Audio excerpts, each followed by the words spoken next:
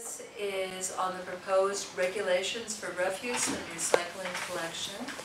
And this regulation requires that all waste haulers provide both waste collection and recyclable collection for every customer, to provide for systemic collection of refuse and recyclables in order to promote recycling, to comply with state and locally mandated waste disposal bans, and for the protection of the public health and the environment. And I'd like to open this now for public comment. And I ask that whoever's making comments has signed in, and we limit the public comment to 2 minutes. My name is Karen Boquillan. I'm the Solid Waste Management Coordinator Supervisor for the Department of Public Works. I just want to report that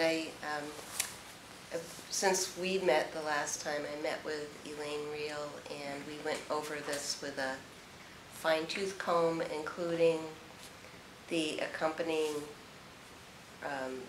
permitting agreement, the application, designated hauler agreement, so everything else that was in this whole package. And there are no changes since you saw it the last time. Also, she was planning on coming tonight, but apparently she's not here.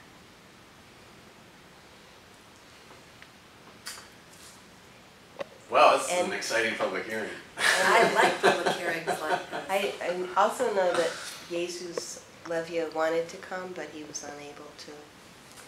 And Buddy Dusso Trucking was also planning on coming. But I did not hear from any other waste haulers. They were all notified in writing. And this was also announced in the mayor's newsletter that went out last week. Well, perhaps we should wait a few minutes. We don't have a curbside collection program, so we don't actually ever own the waste until it gets to the landfill. So this puts it really right up front, but it doesn't put any onerous requirements on the waste generators. They just receive the benefit of the way that this is constructed. We probably talked about this last month, but are there plans to incentivize the waste generators and disincentivize waste generators? Well, I think, I'm not sure if I understand it.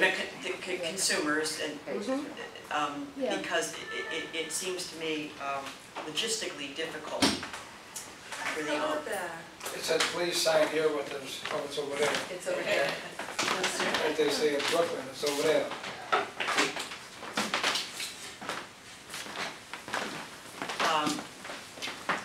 It's difficult for them to sort through individual bags that have been packed by individual consumers. Right.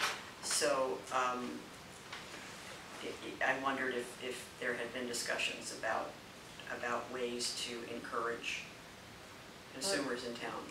Well, you know, there's a new committee that's being formed to prepare recommendations for the city when the landfill is closed. Yes, I did know that.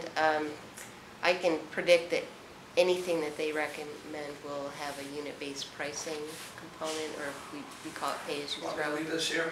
Sure. So basically, it's like a utility. The more Nice to see you. you Been a long produce, trip, the more hasn't you pay. And recycling is free. So it's making people kind of feel it in their pocket, and that's an incentive to reduce waste. Okay. Could I ask you if you would speak up, because Yes. it's kind of hard to hear it, if you wouldn't mind. Well, I'm done now that Okay. Buddy is here. Mr. Dusso, would you like to, you are the one public comment person that would love to hear what you have to say. Okay, I have some interesting numbers you might find interesting. That would be Sure. awesome. That's Whatever what I you'd came like to for. say. Thank you. My pleasure. Are you got the ready floor. now? Yes. Sir, You got the floor. Okay. My name is Bud Duso. I'm with Duso Trucking in Northampton, Massachusetts. We've been recycling since 1947. We recycled the first glass in Northampton in 1969, using the transfer station as the glass recipient. They used to throw it in these 3 bins and break it brown, green, and white. We brought it down to Dadeville, Connecticut, and that went on for several years. But I have here the numbers that it costs to pick up recycling in Northampton. We have 4 trucks and 6 full-time workers who are involved in recycling. And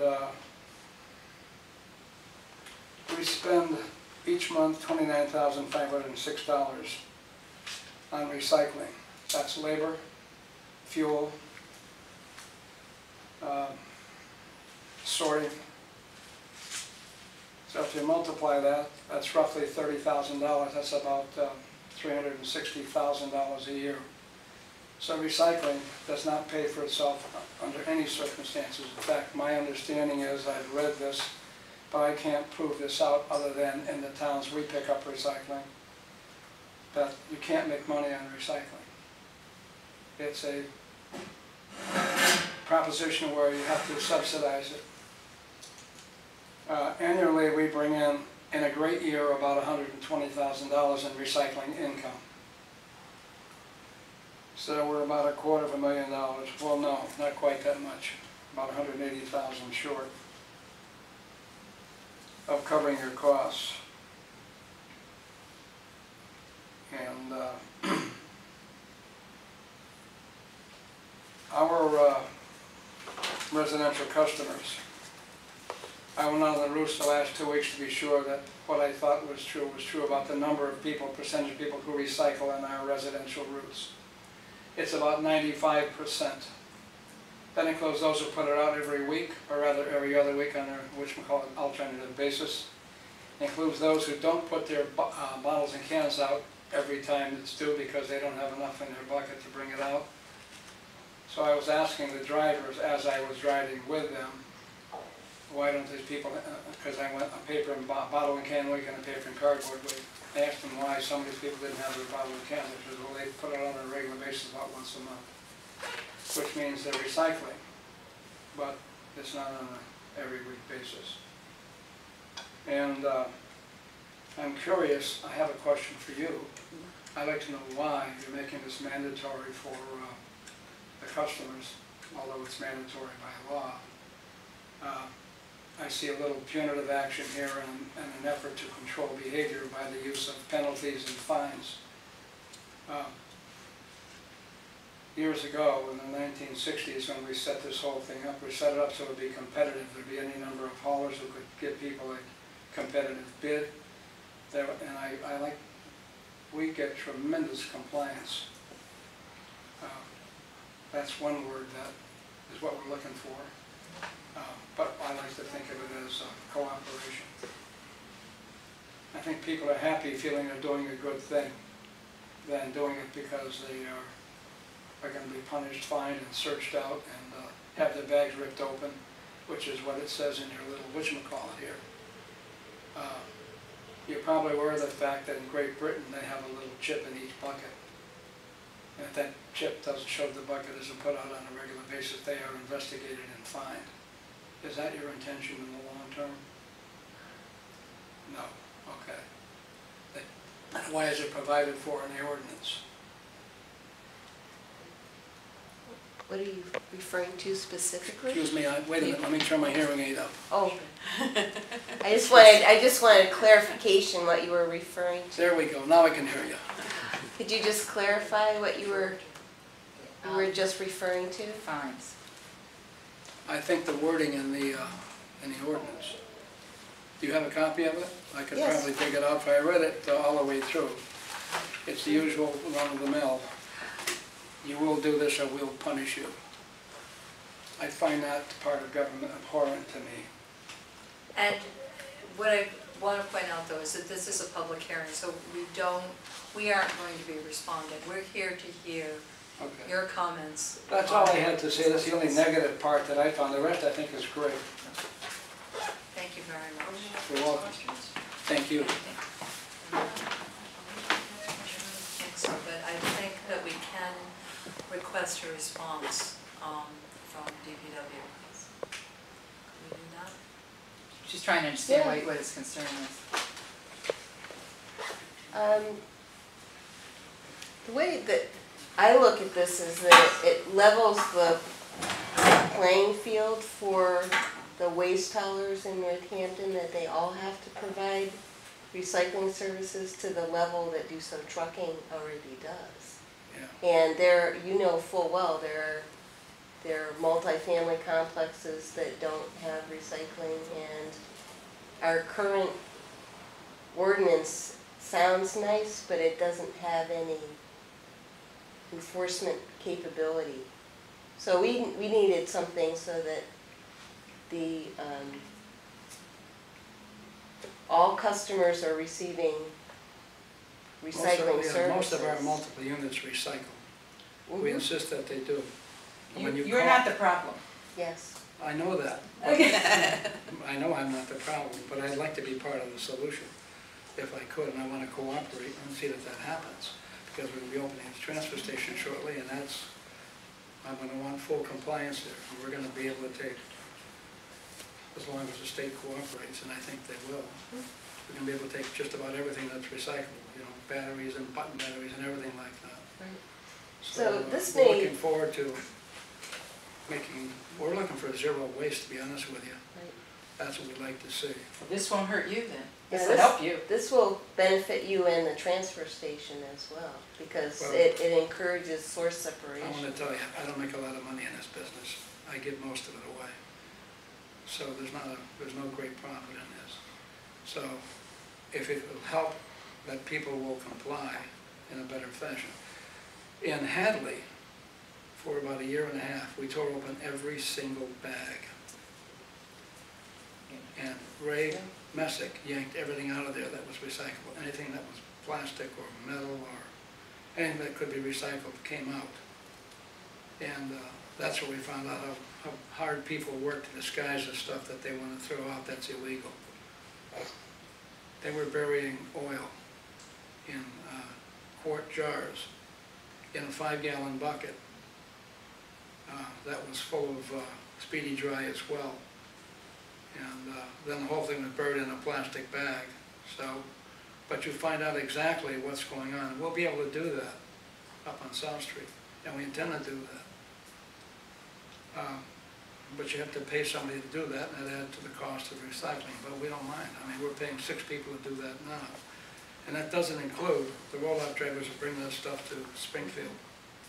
They're part-time workers, they spend about 6 hours a day at that, because we bring about 4 boxes a day of bottles and cans and paper and cardboard